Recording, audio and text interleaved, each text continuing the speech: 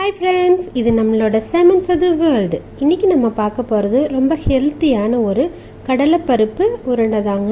அதுக்கு நம்ம தாளிக்கிற கடலைப்பருப்பு ஒரு டம்ளர் எடுத்துக்கலாங்க. நான் ஃபஸ்ட்டே வாங்கிட்டு வந்தோடனே தண்ணியில் அலசிட்டு நல்லா காய வச்சு எடுத்து வச்சுருவேங்க. அதனால் நான் இப்போ அலசலை. நீங்கள் ஒரு டைம் அலசி எடுத்துக்கோங்க. இப்போது அந்த கடலைப்பருப்பு வேகிற அளவுக்கு நம்ம தண்ணி விட்டுக்கலாங்க. இப்போ ஒரு டம்ளர் கடலைப்பருப்பு எடுத்திருக்கீங்க அப்படின்னா நம்ம 3 டம்ளர் தண்ணி விடணுங்க. அந்த அளவுக்கு தண்ணி விட்டு நம்ம ஒரு 5 விசில் வர்ற அளவுக்கு விட்டு எடுத்துக்கலாங்க. 5 விசில் வந்துருச்சுங்க. இப்போ நம்ம குக்கர் ஓப்பன் பண்ணி பார்க்கலாங்க. ஒரு டம்ளர் பருப்புக்கு 3 டம்ளர் தண்ணி விட்டோம் அப்படின்னா பாருங்கள், கரெக்டாக இருக்குங்க. பருப்பு பாருங்கள், கரெக்டான பதத்தில் வெந்திருக்கு. இப்போது நம்ம இதை எக்ஸஸாக தண்ணி இருக்கும் இல்லைங்களா, அதெல்லாம் சுத்தமாக வடிகட்டி எடுத்துக்கலாங்க. தண்ணி கொஞ்சம் கூட இருக்கக்கூடாதுங்க. ஏன்னா நம்ம உருண்டை பிடிக்கும்போது ரொம்ப கொலன்னு இருந்துச்சு அப்படின்னா நம்மளுக்கு உருண்டை பிடிக்கிறதுக்கு வராதுங்க. அதனால் சுத்தமாக நம்ம தண்ணியெல்லாம் ஃபில்டர் பண்ணி எடுத்துக்கலாங்க. இப்போது ஒரு மிக்ஸி ஜார் எடுத்து நம்ம ஃபில்டர் பண்ணி வச்சுருக்கக்கூடிய பருப்பை போட்டுக்கலாங்க. ஃபில்டர் பண்ணும்போது ஒரு 2 செகண்ட் அப்படியே வச்சுருங்க. அப்போ தான் எக்ஸஸாக இருக்கக்கூடிய தண்ணி எல்லாமே நம்மளுக்கு வடிஞ்சு வெறும் பருப்பு மட்டும் நம்மளுக்கு இருக்குங்க. பாருங்கள், சுத்தமாக தண்ணி நான் வடிகட்டி எடுத்திருக்கேன்.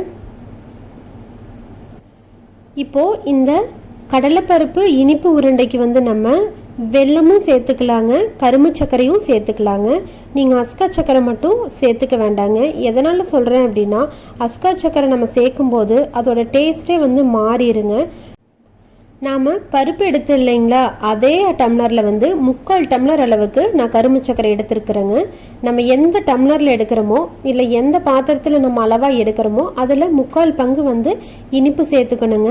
கூடவே ஒரு 6 ஏலக்காய் சேர்த்துக்கிறேங்க வாசனைக்காக. நீங்கள் ஏலக்காய் தட்டியும் சேர்த்துக்கலாங்க. நான் மிக்சியில் எப்படி இருந்தாலும் அரைச்சி எடுக்க போகிறேன் இல்லைங்களா, அதனால் அப்படியே நான் முழுசாக சேர்த்துக்கிட்டேன். பாருங்கள், இந்த அளவுக்கு நல்லா மையாக அரைச்சிட்டு வந்துட்டேங்க. இந்த மாதிரி வரணுங்க.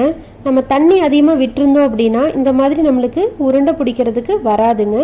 இப்போ ஒரு பாத்திரத்தில் தனியாக நம்ம அரைச்சிட்டு வந்ததை எடுத்து வச்சுக்கலாங்க. இது கூட நம்ம இப்போது தேங்காய் பூ சேர்த்து மிக்ஸ் பண்ண போகிறேங்க. ஒரு சிலருக்கு தேங்காய் பூ வாயில் படுறது பிடிக்காது அப்படின்னா நீங்கள் அரைக்கும் போதே தேங்காய் பூவும் போட்டு கூடவே அரைச்சி எடுத்துக்கலாங்க. எங்கள் வீட்டில் இருக்கிறவங்களுக்கு கொஞ்சம் தேங்காய் பூ வாயில் பட்டுச்சுனாலும் ஒன்றும் ப்ராப்ளம் இல்லைங்க, அவங்களுக்கு பிடிக்கும் குழந்தைங்களுக்கு. அதனால் நான் தேங்காய் பூ இப்போ போட்டுக்கிறேங்க. ஒரு அரை மூடி தேங்காய் பூ இதில் ஆட் பண்ணிக்கிறேங்க. ஆட் பண்ணிவிட்டு நல்லா கலந்து விட்டுக்கலாங்க. உங்களுக்கு ஸ்பூன் வச்சு கலக்கிறதுக்கு கஷ்டமாக இருக்குது அப்படின்னா நீங்கள் கையில் கூட மிக்ஸ் பண்ணி விட்டுக்கலாங்க, ஒன்றும் ப்ராப்ளம் இல்லை. தேங்காய் பூவை நல்லா மிக்ஸ் பண்ணிக்கலாங்க. நல்லா மிக்ஸ் பண்ணி விட்டுட்டு நம்ம இதை சின்ன சின்ன உருண்டைகளாக பிடிச்சிக்கலாங்க.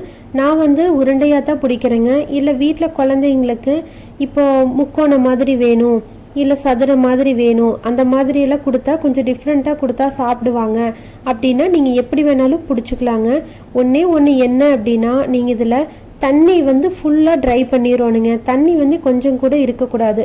அப்படி தண்ணி இல்லாமல் நீங்கள் அரைச்சி எடுத்துட்டீங்க இந்த மாதிரி அப்படின்னா நீங்கள் எந்த ஷேப்பில் வேணாலும் நீங்கள் உருண்டை பிடிச்சிக்கலாங்க. அந்த அளவுக்கு நம்மளுக்கு நல்லா வருங்க, கையில் எதுவும் ஒட்டாது. எங்கள் வீட்டில் பாப்பாங்களுக்கு இந்த கடலைப்பருப்பு ஸ்வீட் உருண்டை ரொம்ப ரொம்ப பிடிக்குங்க. காலையில் இதை நாங்கள் செஞ்சு வச்சிட்டோம் அப்படின்னா அவங்க விளையாடிட்டு ஒன்றா எடுத்து சாப்பிடுவாங்க. நோய் எதிர்ப்பு சக்தியும் நிறைய கிடைக்குங்க. ஹெல்த்தியான ஃபுட்டும் கூட. என்னதான் நம்ம கடையில் போய் வாங்கி கொடுத்தாலும் வீட்லேயே நம்ம குழந்தைங்களுக்கு நம்மளே ப்ரிப்பேர் பண்ணி கொடுக்குற மாதிரி ஒரு திருப்தி வராதுங்க. இதுக்கு மேக்ஸிமம் பார்த்தீங்கன்னா ஒரு 15 மினிட்ஸ் தான் ஆகுங்க. ஒரு 15 நிமிஷம் நம்ம குழந்தைங்களுக்காக ஸ்பெண்ட் பண்ணினோம்னா வீட்டில் இருக்கிறவங்களுக்கும் குழந்தைங்களுக்கும் நல்ல ஹெல்த்தியான ஒரு ஸ்வீட் ரெசிபி ரெடி ஆயிருங்க. உங்களுக்கு என்னோட வீடியோ பிடிச்சிருக்கு அப்படின்னா ப்ளீஸ் சப்ஸ்கிரைப் பண்ணுங்கள். கூடவே பக்கத்தில் இருக்கிற பெல் ஐக்கானையும் கிளிக் பண்ணுங்கள். அப்போ தான் நான் போடுற வீடியோ உங்களுக்கு நோட்டிஃபிகேஷனாக வருங்க. மறக்காமல் உங்கள் வேல்யூபிளான கமெண்ட்ஸை எங்கூட ஷேர் பண்ணிக்கோங்க. அப்போ தான் நான் போடுற வீடியோ உங்களுக்கு யூஸ்ஃபுல்லாக இருக்கான்னு நான் தெரிஞ்சுக்க முடியும். தேங்க்யூ ஃபார் வாட்சிங் அண்ட் லவ் யூ ஆல்.